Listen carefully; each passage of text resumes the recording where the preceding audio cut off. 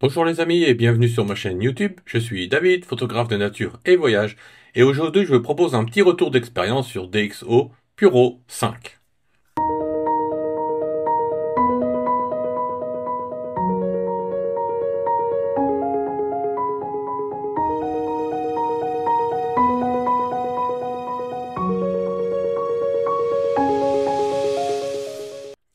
Donc, avant de commencer, je vous invite à visiter mon blog sur les logiciels et formations, sur lequel vous trouverez actuellement une réduction sur la formation DxO Photolab 8, ainsi que les dernières sorties et derniers articles sur les logiciels et formations, ou encore mon blog sur nature et voyage, ou mes galeries encore sur dragonstreetphotography.com cette fois. Sans plus attendre, passons dans DxO Puro 5. Comme vous pouvez le voir, il y a plusieurs changements.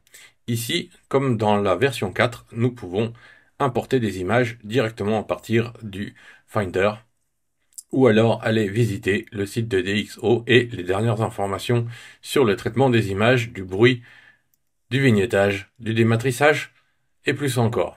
Donc ici, je vous propose de suite d'importer des images et nous allons ici aller dans ce fichier où je vais prendre un grand nombre de fichiers comme ceci, et comme vous pouvez voir, il va sélectionner tous les fichiers RAW et seulement les RAW, puisque DxO est avant tout un dématrisseur qui va traiter lors du dématrissage le bruit, le piqué grâce au module DxO, ainsi que le vignettage et toutes les corrections optiques, toutes les déformations que nous pouvons avoir. Je dis bien optique, mais pas particulièrement les perspectives, ça est réservé pour Viewpoint 5.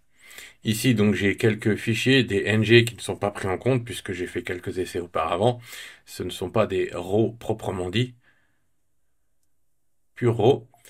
Et ici, il me demande d'importer donc un module DxO. Et comme vous pouvez le voir, comme j'utilise un R6 Mark II et un Sigma 6600, il me demande de télécharger ce module pour pouvoir traiter les images. Je l'accepte, il va traiter le module est déjà installé. Voilà, c'est carrément en temps réel. Et ici, dans l'interface, qui a un petit peu changé, comme vous pouvez le voir, c'est automatiquement trié par les ISO. Donc ici, je peux cliquer sur une image par exemple, afficher les informations de cette image, prête pour le traitement, et donc avoir le même tableau qu'on a un petit peu dans les logiciels DxO, avec donc les ISO, les modes de prise de vue, etc. Nous avons ici la possibilité de trier par ISO, ou par nom, ou par date. Donc si je trie par date, voici le tri par date. Donc j'ai plusieurs dates. Ou ici, ce qui m'intéresse le plus, c'est le tri par ISO. Et dans le tri par ISO, ici, je suis entre 100 et 0 et 100, 100 et 200, 200 et 300. Et moi, ce qui m'intéresse, c'est plutôt les hauts ISO. Donc je vais inverser ici avec la petite flèche. Voilà. Et comme vous pouvez le constater, j'ai plusieurs images à plus de 25 000 ISO ou entre 6300 et 6400 ISO.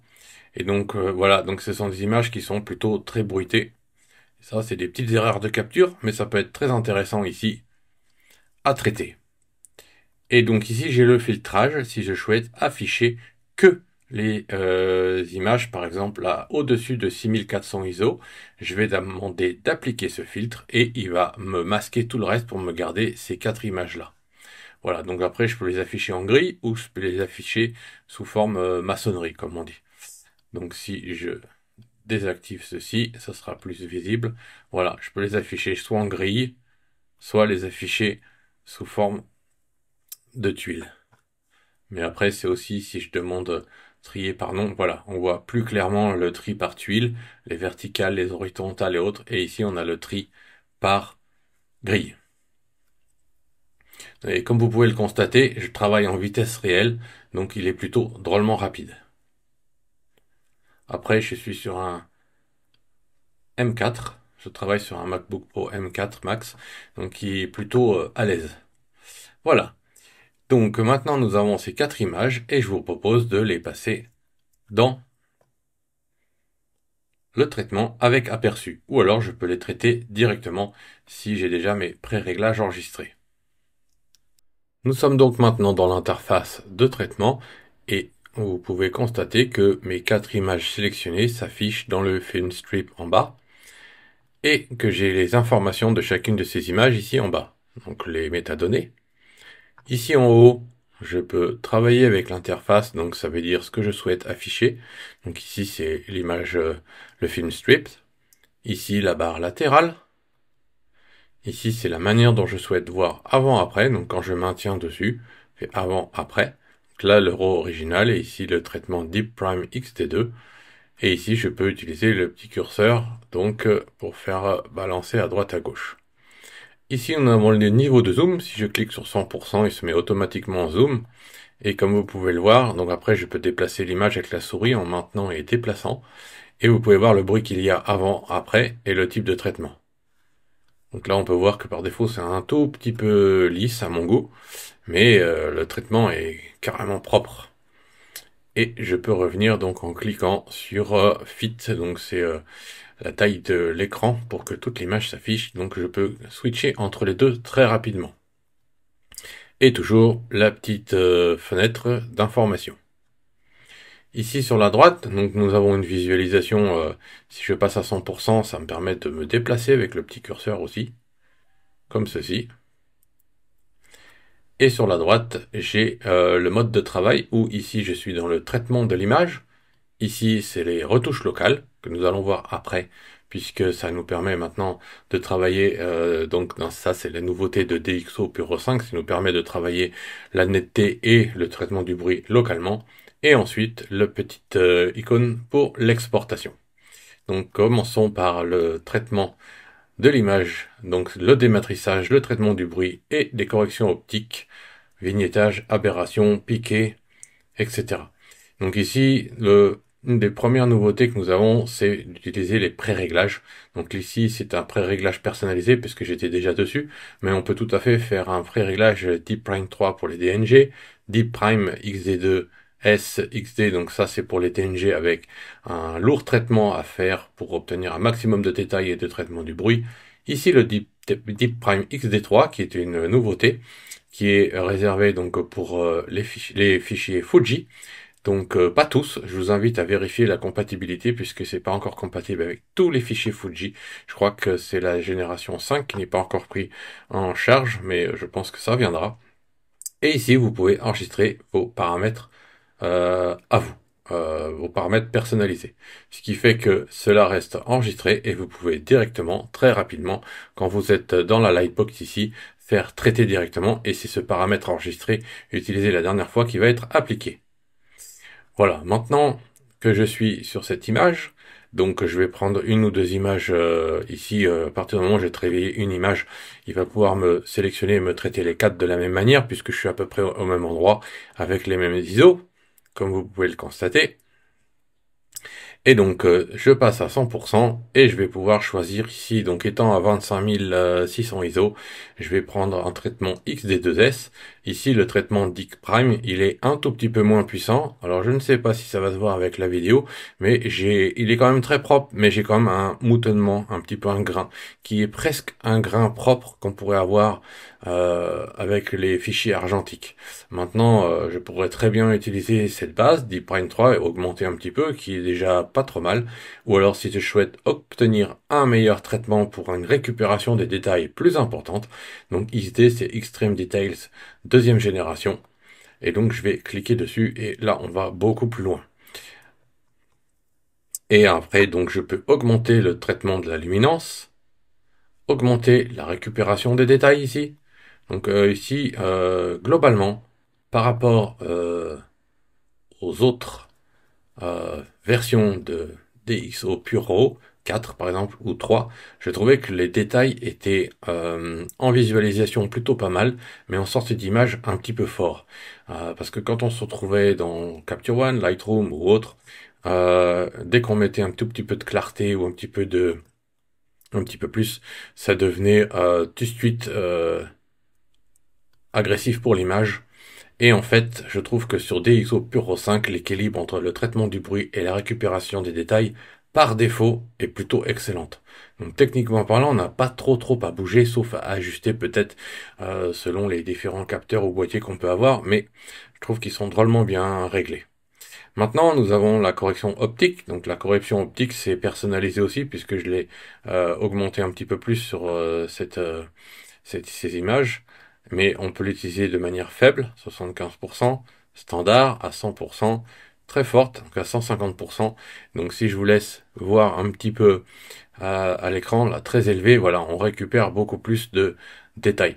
Et ce n'est pas du contraste à proprement parler, mais c'est vraiment un travail aussi dans la luminance et le dématrissage pour obtenir ces qualités-là. Donc moi, avec la version personnalisée, j'étais autour de 100%.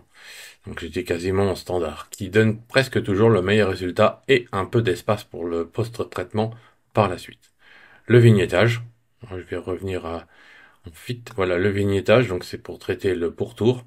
Donc comme vous pouvez le constater, il me règle les assombrissements sur les côtés, donc dans les coins de l'image. Donc ici, là, je devais avoir mon pare-soleil qui gênait un peu en étant, parce que j'étais à quoi? Non, j'étais en 24 mm, là, j'étais pas avec mon 6600. Voilà. Et donc j'étais en grand angle, évidemment.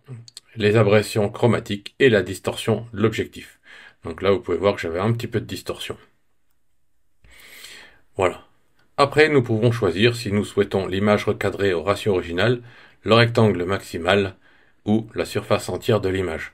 Et oui, parce que ça, c'est une des qualités, je trouve, de DxO, c'est que il ne va pas s'amuser à recroper l'image pour cacher ce genre de choses, qui nous laisse le choix, parce que je pourrais tout à fait le récupérer dans Photoshop, parce que parfois, dans certaines images, ici c'est particulièrement pas dérangeant, mais sur certaines images de perspective ou d'architecture, il faut que chaque centimètre nous est utile.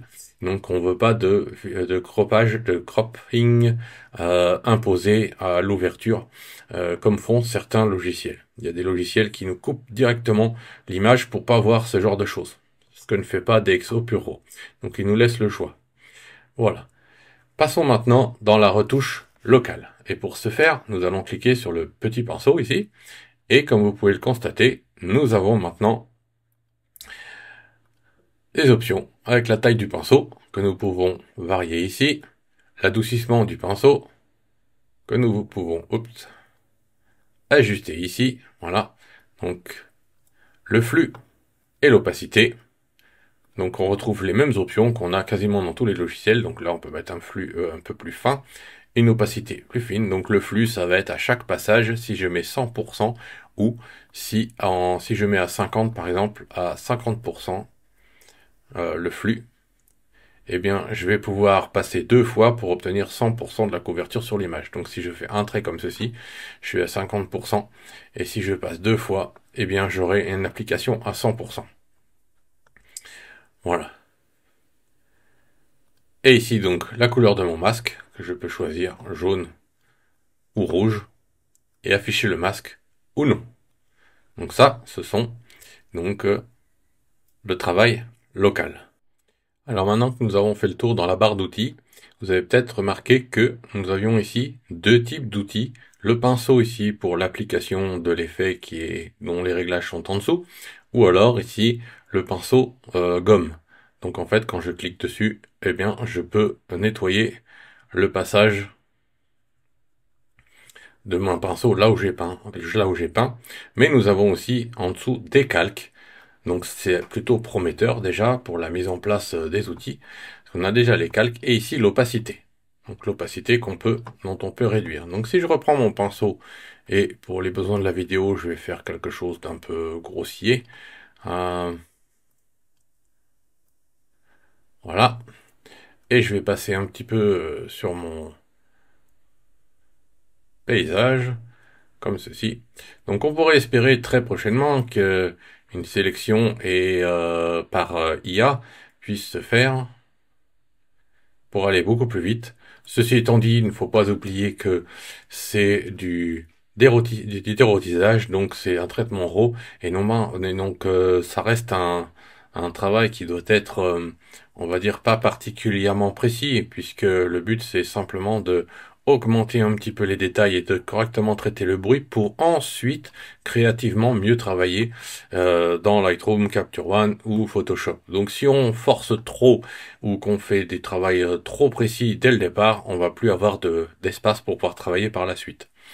Donc ici par exemple, donc j'ai masqué mon avant-plan. Donc j'ai bien un calque qui a été fait ici, donc je peux voir mon calque, donc l'affichage de mon masque, et je peux régler ici l'opacité. Donc ce qui veut dire que je peux le mettre plus ou moins fort. Donc j'ai un joli rétrocontrôle, ou je peux même ici dupliquer mon calque si je veux par exemple doubler l'effet, le mettre à la poubelle, et l'inverser ici. Donc ici par exemple je peux prendre un masque, je le double, et je l'inverse pour faire par exemple l'avant-plan ici, et le ciel ici. Voilà, d'une manière extrêmement rapide. Donc là, je vais revenir sur celui-là. Celui-là, je le décoche. On va rester sur l'avant-plan. Et donc, nous avons compris le travail ici. Nous savons comment effacer. Et maintenant, nous pouvons tout simplement, donc soit ici, réinitialiser le calque. Et ici, appliquer un traitement. Donc ici, je souhaitais plutôt forcer un peu sur les détails.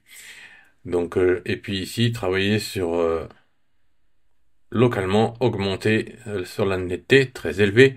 Je vais enlever le masque pour que ce soit visible et je vais passer à 100% comme ceci. Voilà. Donc si ça peut être visible à la vidéo. Et comme vous pouvez le regarder avant-après, donc c'est visible, mais c'est très fin. Donc on va dire que les contours et la netteté est meilleure. Et je dis bien la netteté puisque c'est pas un contraste où on va créer du grain ou autre, c'est plutôt les détails qui sont naturellement mieux faits, comme on peut le faire en utilisant parfois les différences en jouant avec la lumière, donc la luminance de chacun des pixels, et donc les contours sont meilleurs sans créer d'artefacts. Donc ici je suis quand même à 200%, et je pourrais très bien forcer les détails ici. Donc on va voir un petit peu ici sur les rochers. Donc là on voit que c'est quand même un peu plus violent. Et là par contre, si on ne souhaite pas de faire de travail a posteriori dans Photoshop ou d'autres matriceurs, on pourrait très bien laisser comme ça où on a un beau travail de récupération. Sans avoir pour autant forcé sur mon océan qui n'a pas besoin d'être hyper détaillé. Voilà, donc je peux peut-être réduire un petit peu, de nouveau repasser à 150. Voilà. Là, je dirais qu'on est sur quelque chose de propre, avec de magnifiques détails. Je vais faire avant, après. Voilà. Donc là, on a bien récupéré les détails sans abîmer l'image. Et si je fais avant, après ici, voilà, j'espère que vous pouvez voir la différence sur cette vidéo. C'est monstrueux le travail de récupération qu'on a maintenant sur ces textures. Et donc là, j'ai pu appliquer une augmentation des textures dans toute la zone de mon avant-plan et mon océan est tout à fait très propre. Alors je pourrais presque m'amuser à le lisser un petit peu plus, mais on va dire que il est plutôt très propre. Donc voilà comment utiliser donc les retouches locales pour augmenter le traitement du bruit ou de forcer sur les détails. Et comme vous pouvez le constater, on peut ajouter autant de calque que nécessaire pour travailler sur mon image. Et donc là, par exemple, je peux augmenter un peu le traitement du bruit sur le ciel ou l'océan. Voilà. Et si je fais avant-après, hop là. Si je fais avant-après, voilà. J'ai quand même une belle définition de mes vagues. C'est relativement époustouflant les progrès qu'on peut faire avec les logiciels maintenant. Voilà, donc le traitement local. Et maintenant, il nous reste le dernier onglet, l'onglet d'exportation. Et l'onglet d'exportation, il est relativement simple, puisque donc j'ai sélectionné mes 4 images qui vont être traitées de cette manière-là. Je peux enregistrer mon paramètre de traitement. Je pourrais très bien faire un paramètre ISO à 25600 et qui correspond à mon R6.2 par exemple. Et j'enregistre et maintenant il est paramétré. Ce qui fait que je pourrais le réutiliser prochainement. Et dans le format de sortie, je peux demander à avoir un DNG avec un TIFF, avec un JPEG. Ou si je veux simplement directement ne pas faire de post-traitement et je considère que c'est correct, je peux lui demander ici de sortir un JPEG où il va directement me faire le Smart Lighting. Alors là, pour le coup, ça veut dire qu'il va m'équilibrer la luminance de chacun des pixels lors du dématrissage pour être optimal une fois sorti en JPEG. Et je peux très bien avoir un TIFF aussi, en 8 ou 16 bits, 8 bits compressés. Donc après, si je souhaite travailler dans Photoshop ou autre, je peux faire du 16 bits. Si je veux avoir un format RAW encore manipulable, un minimum, je peux travailler en DNG et avoir un JPEG si je le souhaite en même temps. Ensuite, je peux sélectionner le dossier et le sous-dossier d'exportation. Donc ici, c'est le dossier de l'image, ou alors je peux choisir un dossier personnalisé et me balader sur mon disque dur pour choisir le dossier que je souhaite où je souhaite exporter. Donc ici, je pourrais très bien choisir le dossier image et faire un sous-dossier traitement. Démo. Voilà. Donc il sera dans mon dossier d'image dans un sous-dossier. Et ici, je peux renommer mes images. Donc ici, il est renommé automatiquement avec le suffixe de la méthode. Donc ici, x'd2. Et après le traitement, je peux choisir de ne rien faire ou de l'ouvrir dans Photoshop, dans Capture One, en sélectionnant un logiciel et automatiquement, ça va s'ouvrir dans ce logiciel. Et exporter avec les fichiers RAW d'origine si je souhaite associer les fichiers RAW. Voilà, je vais faire le traitement maintenant et il va prendre quelques instants et on revient juste pour vérifier ensuite si tout s'est bien passé dans ce fameux dossier. Voilà, à dans quelques instants. Voilà, le traitement est fini et je vais demander d'afficher les résultats. Donc les résultats sont affichés directement dans l'interface. Ici, on va aller voir ce que ça donne dans le Finder. Je vais aller donc dans mon fichier Finistère et traitement démo. Et dans traitement démo, et j'ai bien mes 4 images ici que je vais, que je vais pouvoir regarder. Et donc j'ai bien mes images traitées en JPEG. Et si je zoome un peu dessus,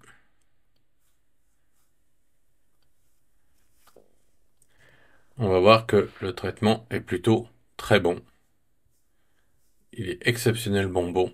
Et je trouve que le rendu en JPEG, en l'ayant converti en format, il est même très très très bon. Donc ce qui veut dire que quand on va l'avoir en TIFF pour travailler ensuite dans Photoshop, par exemple, si on veut une bonne base, eh bien ce sera absolument excellent. Le niveau de détail, comme vous pouvez le constater, il est très propre, c'est pas trop lisse, et on va pouvoir travailler dessus pour donner encore du contraste et de la clarté créative. Voilà. Voilà, tout ça en partant d'images à 25600 ISO. Je crois avoir par expérience même testé des images à 50 000 ISO qui sortent tout à fait propres. Donc je crois que ça a été mon maximum. Voilà, je crois que c'est tout pour aujourd'hui. Nous avons fait le grand tour de DxO Puro 5. Si vous avez d'autres questions, n'hésitez pas à les poser dans les commentaires. Sinon, vous avez les liens pour visiter mes sites et mes articles en bas dans la description. Je vous dis à très bientôt sur ma chaîne YouTube Dragon Street Photography. Bye bye!